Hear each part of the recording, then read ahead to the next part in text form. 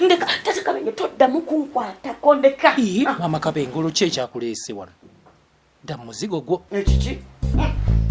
Ngambe Munno tomanyi nti olunaku lwonna ndomaze mu bbanka nga ndi kulanye bakunona kulli. Kyokka nze nvudde nze n'amagulu ganuma omugongo gunuma ntuuse ku wotera ne baga banyabo tugaddewo ekiki kyokka kakati ng'ojjukira okunkwatako omukadde akwasiza ku mmere tekwasobodde kunkubirako yaddala simuŋŋane mu bbanka okubuuza ndi kuki ntuuseewa kati onkwatako ndeka. Bannanga ate mu bbanka obadde okolayo ki? Kwegala tewategedde bwe nagenze kugulawo savings account nange ndyenewana ku mizigo bwe nnyina omwami keyange katulajjukira munagendeka neesonyiwa nta.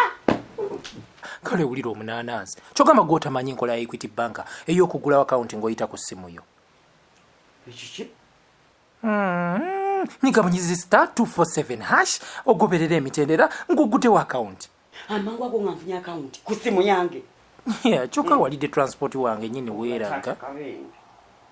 Kyokka okimanyi bulungi nti gw'olina waaka kyokka osirika nze mpitako.